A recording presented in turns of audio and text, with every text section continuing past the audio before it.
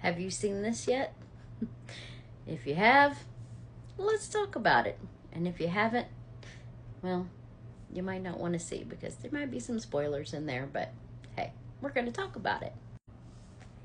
So, me and my husband, we sat down last night and we decided to watch that documentary. And I was reminding my husband, because he didn't know, is that we actually went on the Triumph. Now, I do remember this whole scenario about the poop cruise, but when we booked our cruise, I didn't remember about it. But we went in 2018. So this took place in 2013. So this was 5 years later. And of course, it was still called the Carnival Triumph. With now, though, I don't remember how many years back, but they did change it. It is now Carnival Sunrise.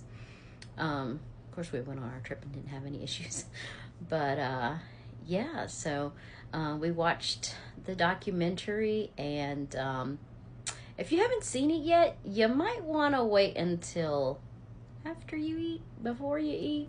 Don't eat and watch it at the same time, though. So let's get into it. So I will give you my thoughts and opinions on this. When we went back then, I was not a travel agent. I've been one for going on almost 4 years. I think October will make 4 years. But yeah, as a travel agent, would I still go cruise on Carnival Sunrise? Sure. I don't think this problem would ever occur again. Of course, with the whole thing's going on with Carnival right now, I might not cruise that much. I actually haven't cruised Carnival in like 2 years. We decided to start checking out other venues. We've done MSC twice. We've done Princess. We've done Royal. So, this could happen on any ship. But yeah, it was,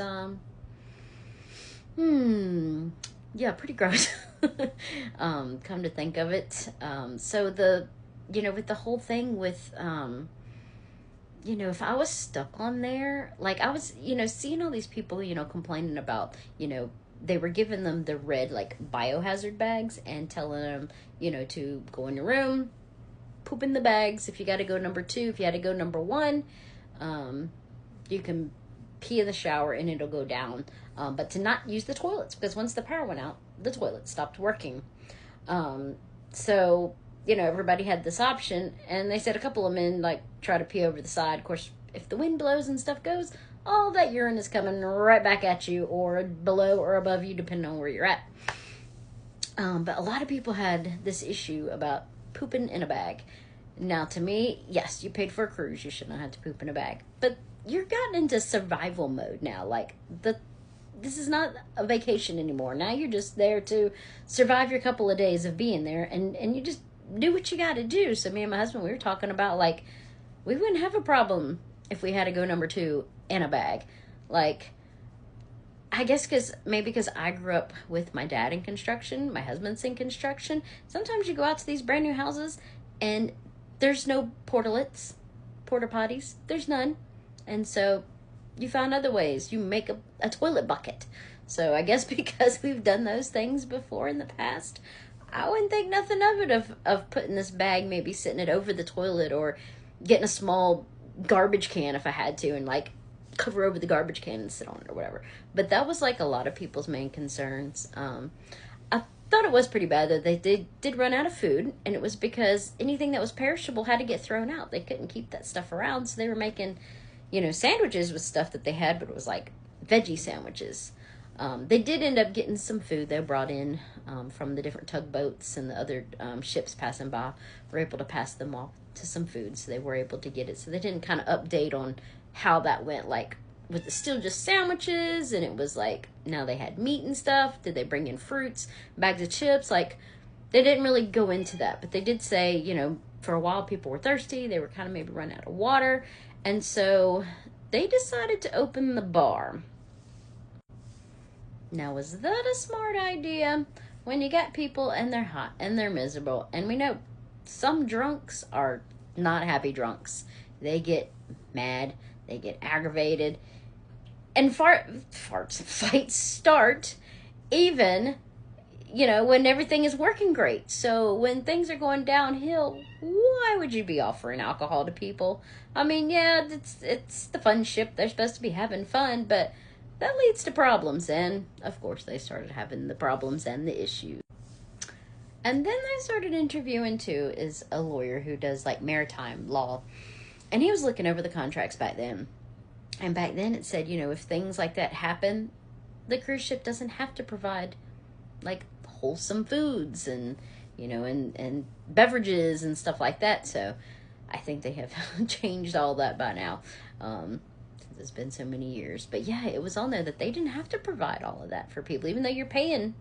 Even back then, it wasn't as expensive as it is now, but you were probably still paying a good, let's see, that was a 4 or 5 day cruise. I'm sure they were at least spending $500 per person. So yeah, even though you went down, you should still, provide what you can. Don't say, oh, I'm not going to provide, Yes, the only thing y'all had at the time was some fruits and some sandwiches. And the bad thing is, people were on there. Other ones were saying, they would line up for like 2 hours in line to go and get some food. And they weren't like rationing the food out, like telling people, you can only get like this one plate and one milk or whatever it was they had to send it out. They were just kind of letting people take whatever they wanted, however much, and they were taking stockpiles because they were worried that they weren't going to have any more and they wanted to have more for their family. And I'm sure they might have even told people, and they didn't say, only one person from your group come get in line, so you don't have as long of a line, and you don't really know how many people's in their group. There was really no way to control that. So there was just so many things that just went wild. But they said that the crew was actually, very helpful. Towards the end, they were interviewing the maritime guy and the one of the directors, whatever, with Carnival, and they said they were, kind of scared and worried what people were going to say, but they were really more or less praising the staff on how they handled everything. They said it didn't get shown in the documentary, but I've heard some other comments on some posts saying that there was even a guy, one of the entertainers pulled out his guitar, tried to, play some music for people, get people to relax and, chill and stuff. Then they had, the cruise director, poor woman, trying to, do as much as she could to keep everything, calm, everything, not to get so wild, but, that's a little hard when everybody's, frustrated. Like, we were on a trip in March on MSC, and because of the weather, we missed stopping at the private island at Ocean Cay, and just missing the island for 2 days, people were aggravated, really aggravated for that.